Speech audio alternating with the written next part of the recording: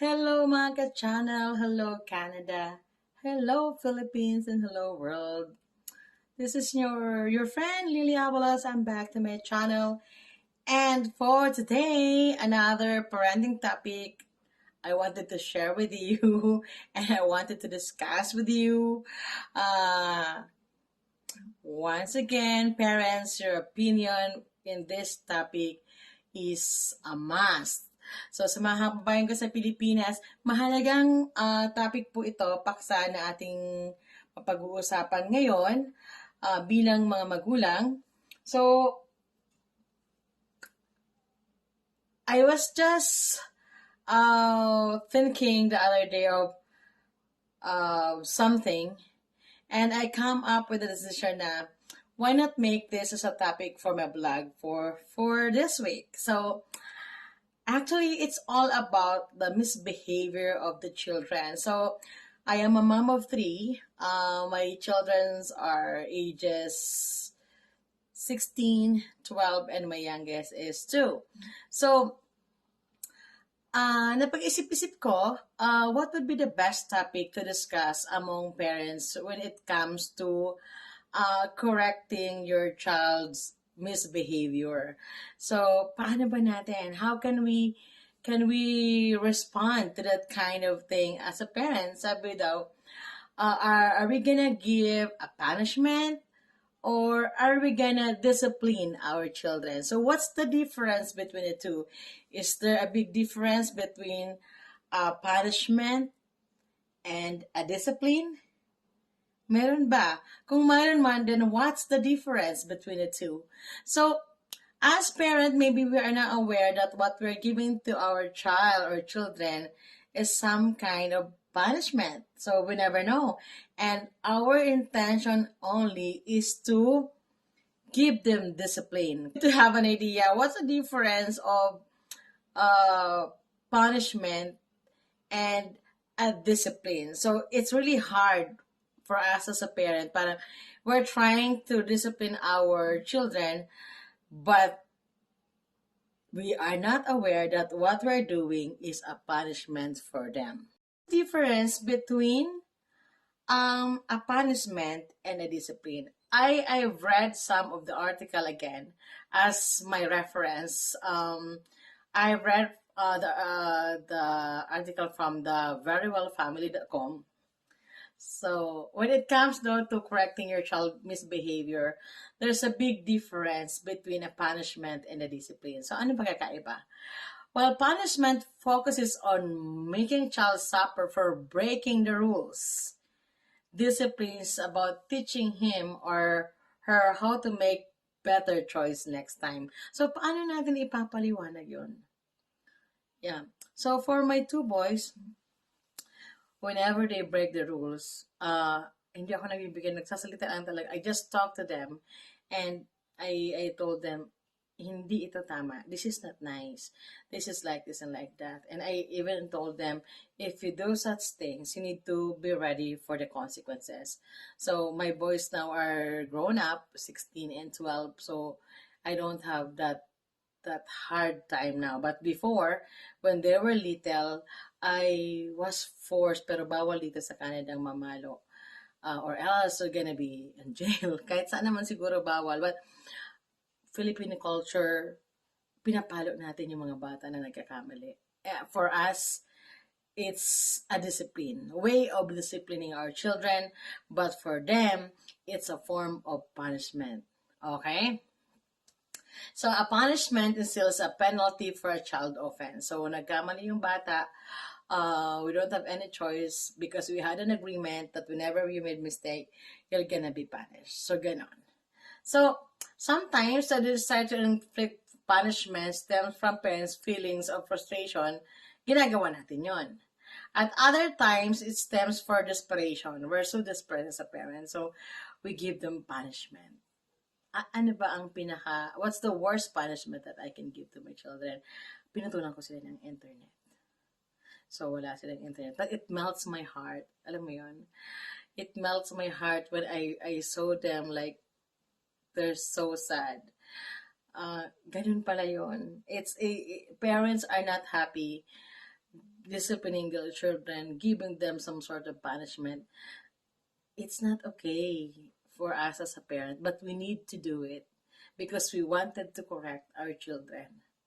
Okay? So punishment is about controlling our child rather than teaching the child how to control himself.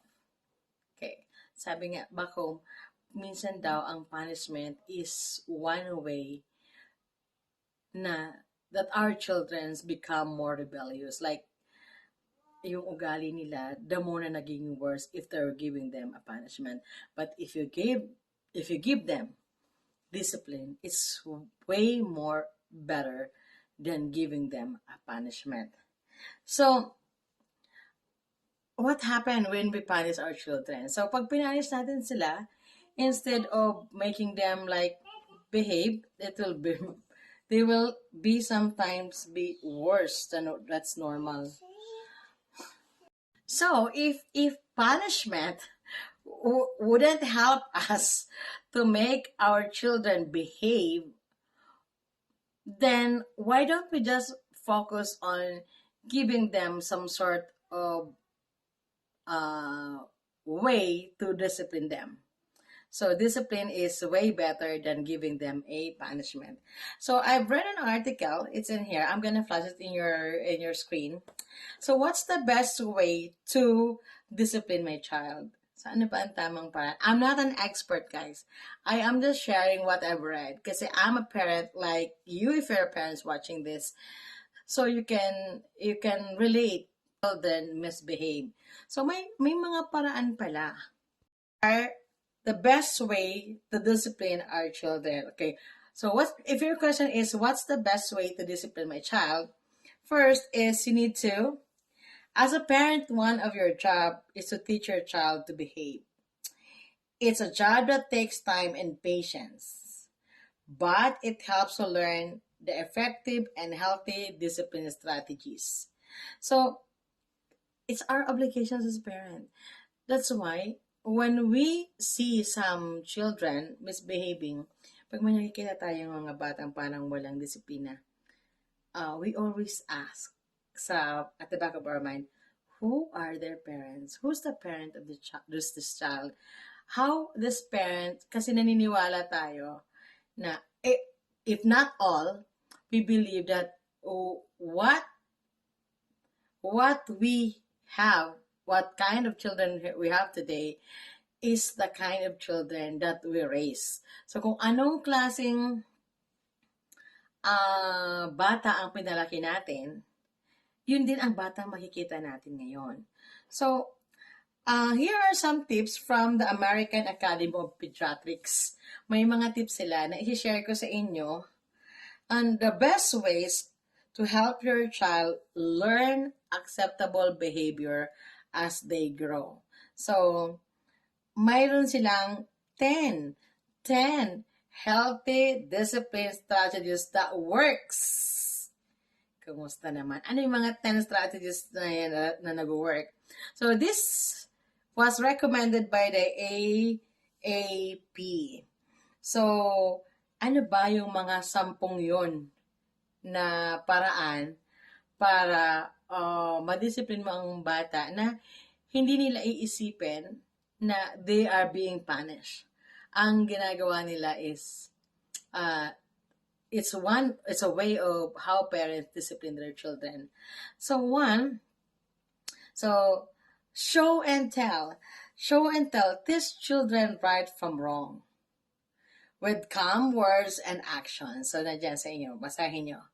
Model behaviors you would like to see in your children. So do you think if your child made mistake and sasabihin mo, do this and like that, for example, they swears, nagmura yung bata.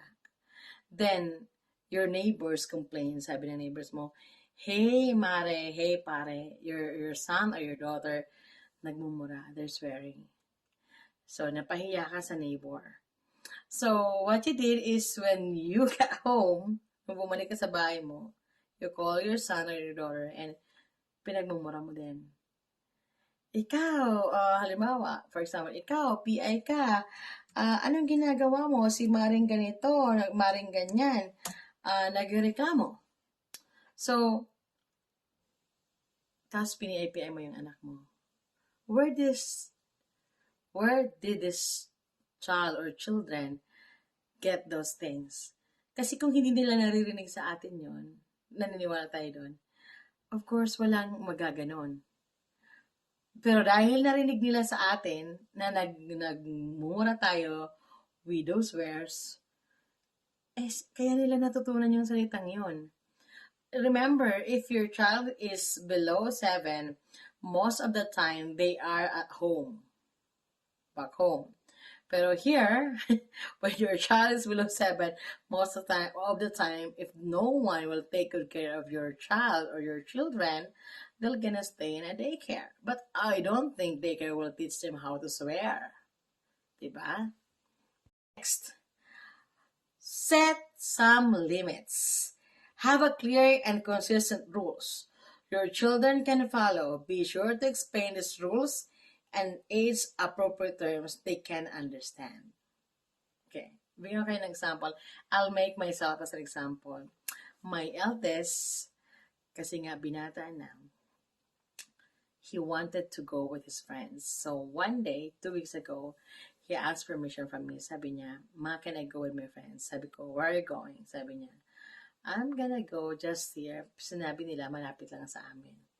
So, I don't want na yung mga anak ko naman ma-feel nila na they're left behind. So, tinignan ko yung asawa ko and my husband said, oh, okay.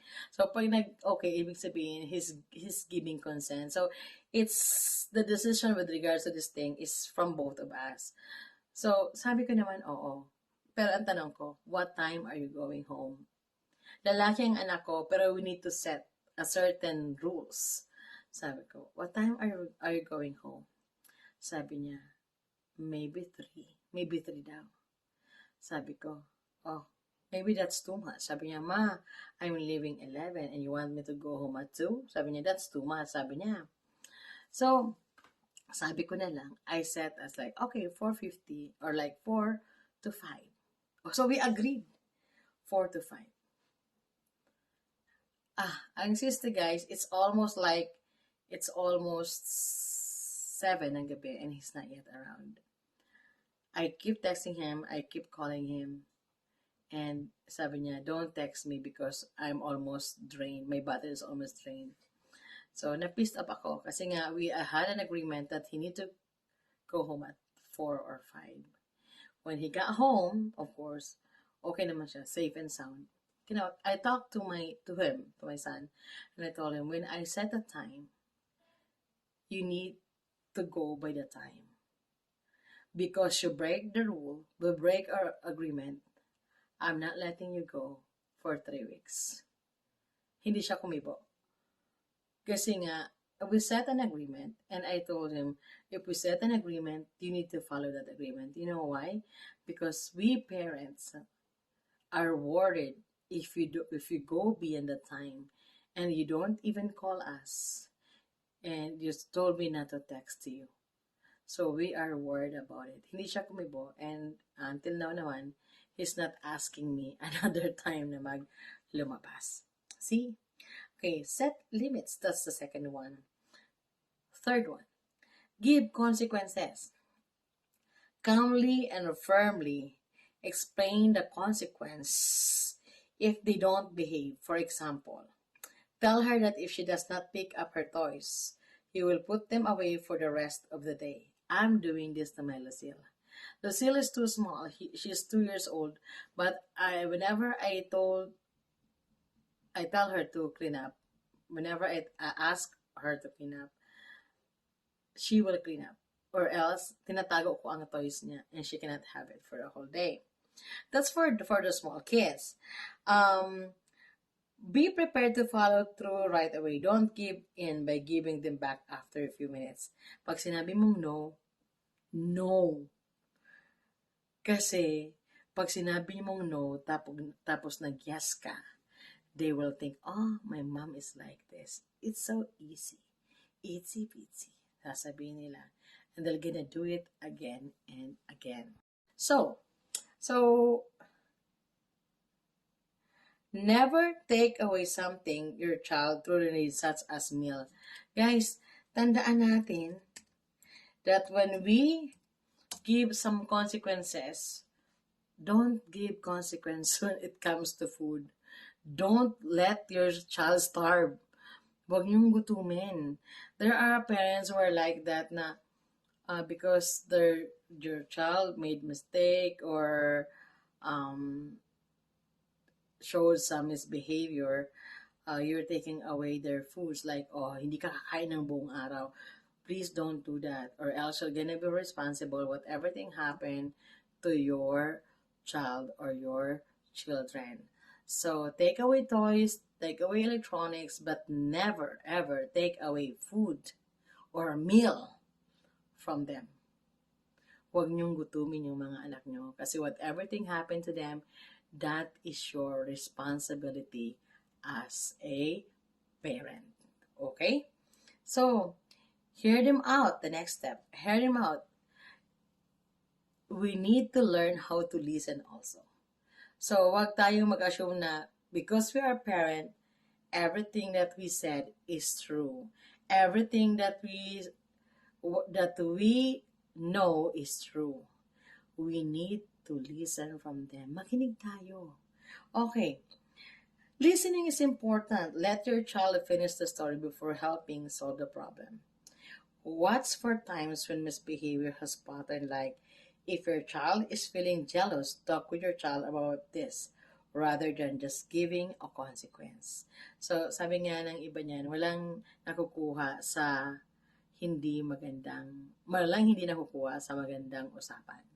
So, if you can talk to your child or your children better.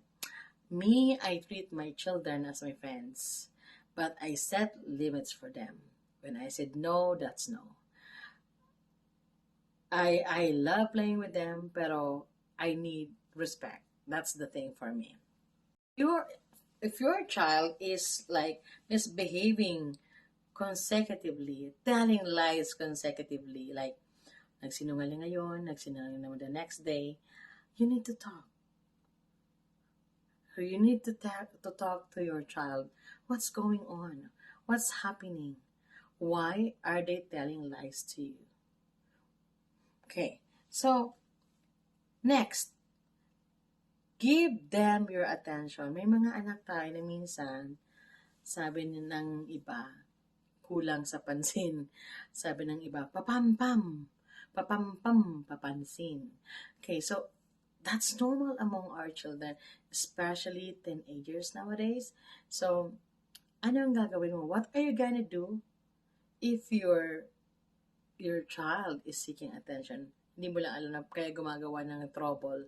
It's because they are seeking your attention. Now, give them your attention. So, paano? The most powerful tool for effective discipline is attention to reinforce good behavior and discourage others. Remember, all children want their parents' attention. Totoo yan, true. Okay, what else? Catch them being good. Oh, hindi lang puro masama. Catch them being good. Children need to know when they do something bad and when they do something good.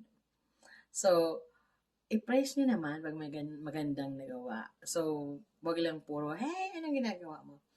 If they did something good, praise them. So, ganun tayo. So, you don't need to ignore their behavior. So, pay attention to the misbehavior of your children.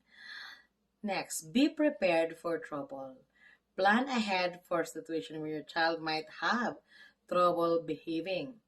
Talagang hindi na maawat. Lagi kang pinapatawag sa school. Expect for the worst. So, prepare them for upcoming activities and how you want them to behave. So, kailangan prepare ka. Handa ka dapat, mami. Now, next step is redirect bad behavior. How are you gonna redirect the bad behavior? Sometimes, halagay dito, children misbehave because they are bored and don't know any better. Find something else for your child to do. So here, every summertime, we are there are lots of organizations who are offering like camping or another recreational activities for the children not to be bored during summertime wherein they are not at school. So, enroll niyo yung anak nyo. Dito enroll. Sa probinsya, walang pag-enroll. May mga liga-liga. Pasalihin nyo. Bawa, basketball, volleyball. Let them join for them to have fun. Wag natin i-control yung ano ng mga anak natin. Next, call a timeout. A timeout can be especially useful when a specific rule is broken. Sa batang maliit, they know that. If they made mistake, about nag-push sila, they push someone else, they hit someone. Me, I usually, like, anong ginagawa ko pag may bata nag-misbehave na ganyan? Ginagawa ko like, okay, warning. Warning muna ako. Halimbawa, someone push. Warning muna sa second. Okay, and I'm gonna talk. Okay, this is the last time you will do this. Hitting or pushing. When you do this again, I'm gonna put you on timeout. Ganun na sasabihin mo. Pag sa maliit lang, sa toddlers lang to. So, pag halimbawa, inulit niya yun, like, he push again, or he hit someone again, then pag sinabi mong i-time out, tawagin mo siya. Call their attention and put your child in time out. Paano ko tina-time out yung bata? I get a chair, pinauupo ko siya doon, or I put the child in a corner, then sasabihin ko, you'll stay there. You'll stay there, you know why? You need to tell why. Bakit mo siya tina-time out? Because he did it again. So that's the consequence. A way of disciplining, not a punishment. Okay? So focus tayo sa discipline at sa punishment. So, pag nag-time out tayo, mag-time out tayo, ha? Okay, ganon. Next, naman tayo mga parents na very harsh. So, hindi advisable na mumurahin mo yung anak mo or you use your swear because they made mistake. Sometimes it doesn't work. Sometimes, if they keep doing it, it's not anymore swear for them. It's actually music in their ears. Kasi if they keep doing it, and they keep hearing it again and again, it's not anymore like swear. It's a music for them. Like, they love hearing it again and again. So, ano ang gagawin mo? So, the effective discipline to raise healthy children, bakit ito importante? Yung ganito. Sabi, spanking unhealthy cycle. The American Association of Pediatrics advise that parents and caregivers should not spank or hit children. Ina-advise nila huwag nating saktan physically yung mga bata. Bakit? Instead of teaching responsibility and self-control, spanking often increases aggressions and anger in children. A study of children born in 20 large U.S. cities found that families who use physical punishment got caught in a negative cycle. The more children were spanked, the more they later misbehave. So, hanggat kaya natin magsaktan physically yung mga bata, wag na. If you can just talk, you talk. Sa amin, my husband doesn't like, ayaw niya siya ang kumakausap sa mga bata. Kasi sabi niya, my patience is not that long like you. So, I don't want to talk to them kasi baka masaktan ko. And I don't want that thing to happen. So, whenever nag-misbehave yung dalawa, kung lalaki, I am the in charge. Okay, so that's pero we never hit them. Kasi naniniwala kami na it's not hitting who will teach your child how to behave. It's like, talking to them is the best thing that we can do. Okay, so no spanking. Lasting mark. Physical punishment increases the risk of injury, especially in the children under 18 months of age, and may leave other measurable marks on the brain and body. Children who are spanked are the levels of hormones tied to toxic stress. I was, eto talaga, ay, social media talaga ang dami. I was browsing my social media and I read an article that a 1-year-old child was beaten by the mom in Manila and the child passed away. Namatay kasi 1-year-old, can you imagine, isang taon, tapos ibibit mo siya. Then, her or his body is still weak. Like, sabi nga natin yan is malambot pa yung mga buto-buto nila and they cannot resist to any physical punishment. So, huwag natin gawin yon. If you are mad or upset of something, think of something else. Kalabaw, talagang gusto mong ilabas yung anger mo. Huwag dun sa bata. Kasi walang kalaban-laban yun. They're angels in our life. So, why punish them using physical punishment? No. Discipline your child kung nagkamali siya. Okay? Next.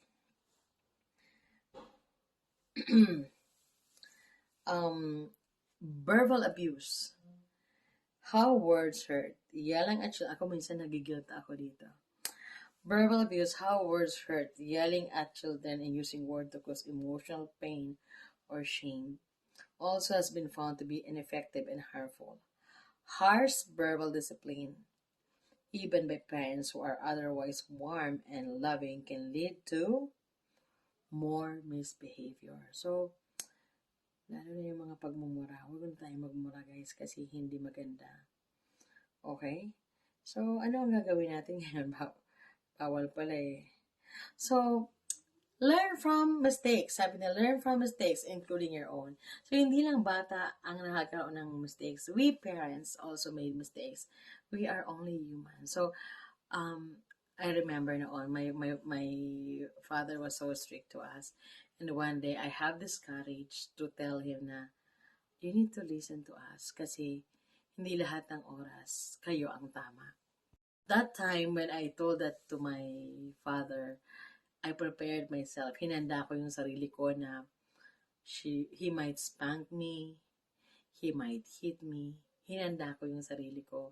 Pero that day, I had that courage to tell him na hindi lahat ng panahon, hindi lahat ng oras, parents are right.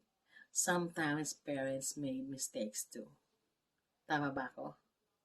Okay, agree or disagree kayo. Bahala na kayo. Pero totoo yun. Remember that as parents, you can give yourself time out. If you feel out of control, just make sure your child is in a safe place. And then give yourself a few minutes to take a few deep breaths.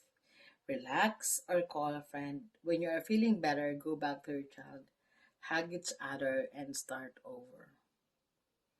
Ako, minsan pag nagagalit ako, after that, I apologize. There's nothing wrong if parents apologize to their children.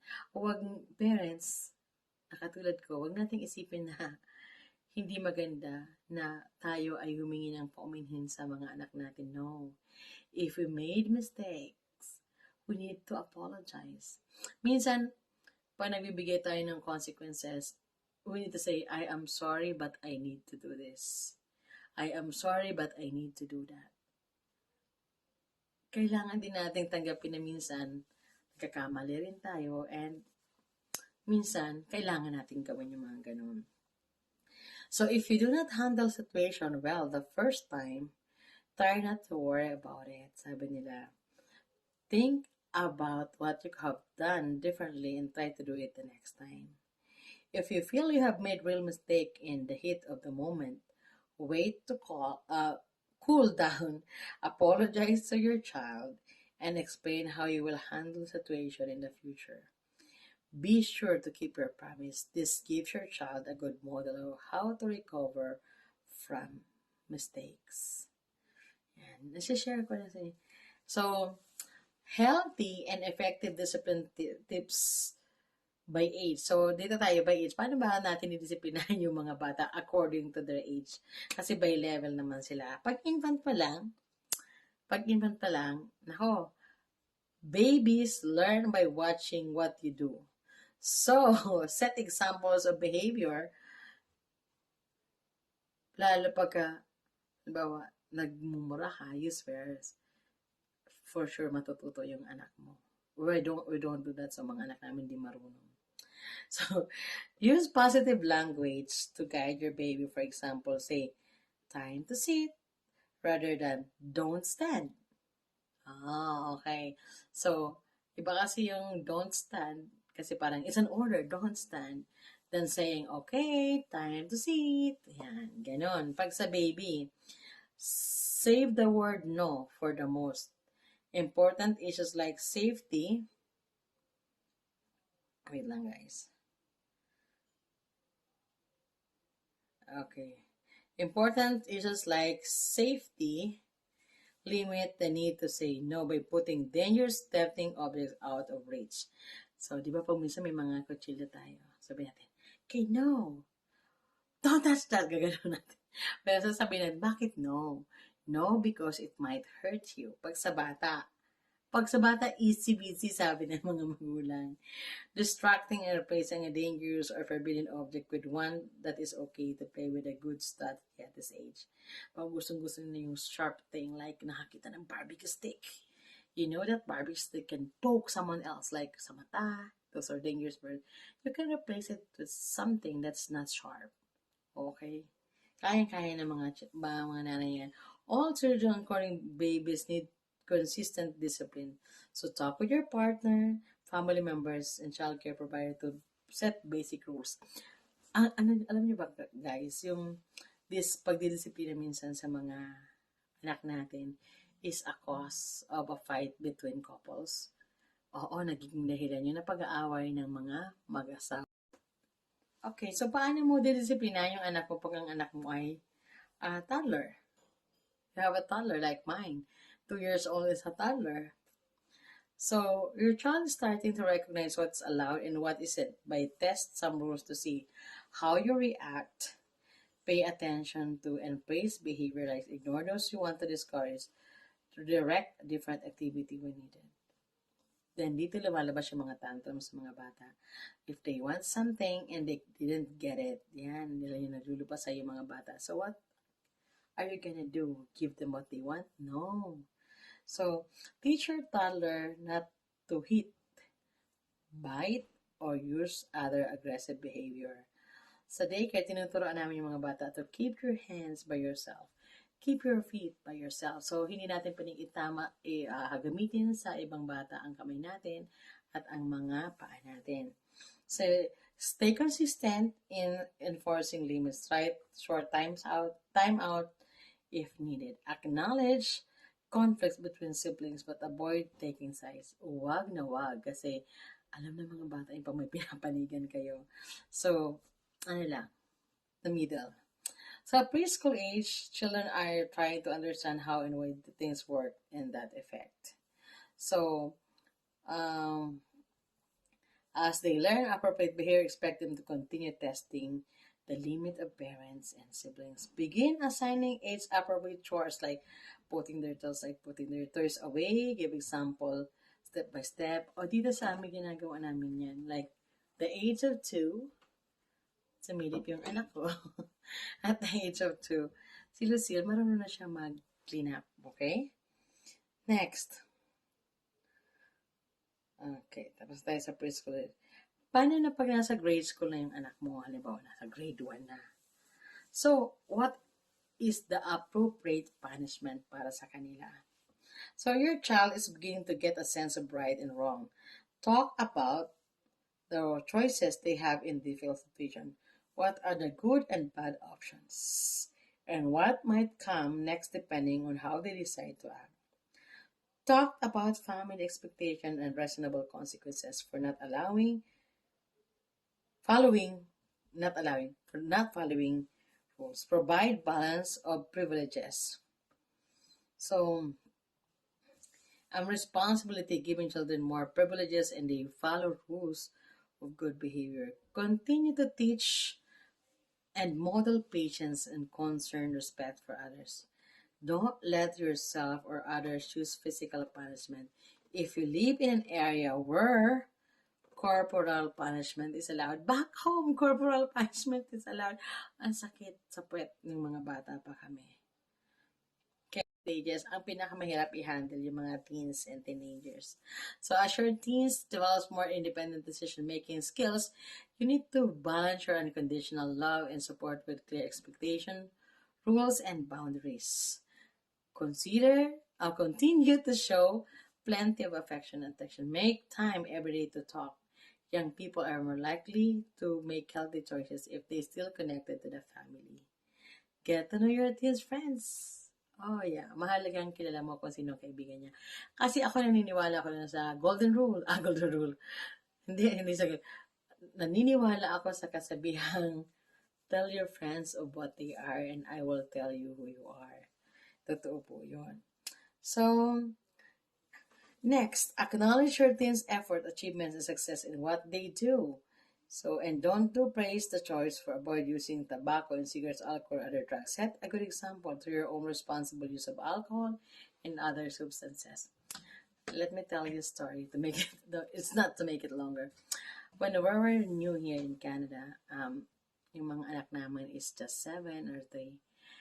My husband is drinking not in a shot glass or not in a wine glass, but my husband is drinking wine in a coffee mug. Alam mo yung coffee mug? You know why he's doing it? Kasi nag-agree kami na ayaw namin makita ng mga anak namin that my husband is drinking like alcoholic beverages. So, dahil ayaw namin, gusto namin, akalain lang nila na nagiinom lang siya ng kape. That's a lie that we're doing. Pero ngayon, that they can understand na situation, my husband is open naman na siya. Pero alam nila, they knew that my husband that their dad and my husband is an occasional drinker. So, nainom lang siya pag may okasyon, pag kailangan lang. He never smoked. So, at least alam nila na kung ano ang tama at ano ang hindi. So, maikwento ko lang na yung konting top secret namin ng asawa ko noon. How to keep our children to hide to our children na umiinom siya ng alak. So, nagbamag siya, coffee mug siya. So, now guys, of all the ages, sa palagay nyo, which age bracket is more difficult to handle your child or your children in terms of giving them discipline? Ako talaga, I find it hard pagka nasa adolescent stage na sila. It's easy when they were young. It's easy. Pero yung very crucial for me is when they reach teenagers. Like, this is the transition stage from being a child, teenager, parang nasa gitna siya, teenager to becoming an adult. So, if you didn't guide your child in the right path, baka mapunta sila sa ibang way. So, ang laki ng responsibilidad natin sa mga anak natin as a parent. So, being a parent is not a joke. It's a big responsibility. Especially if you have children na pinapalaki mo. Okay? Topic ko to kasi nga, I know there are some parents na nahihirapan kung paano disiplinan yung mga anak. And there are parents who are lucky having these children na maayos. And I'm hoping na I'm one of them. I'm hoping that I'm one of them. Sana napalaki namin ng maayos yung mga. And kanya-kanya kasi. And another thing, a factor din siguro ang environment. Kung saan-nasaan sila. If they get used to tambay, like, bakong tambay dito, tambay doon, then what do you expect? Tantunin nila nila. Okay. So, yun lang po, na-share ko lang kasi nga, yun nga, pag nag-misbehave ang mga bata, paano gagawin natin? Parusa or disiplina? So guys, huwag niyong kakalimutan lagi mag-like and subscribe sa channel ko. Is a family vlog and hinahaluan ko ng like topics like this, which is all about family also. So, huwag kalimutan mag-subscribe, mag-like, hit the bell button for you to be able to receive notification every time we posted a new video. So, yun lang po. Maraming salamat. Huwag niyong kalimutan mag-comment din kung mayroon kayong comment. Okay? Bye-bye! See you next time!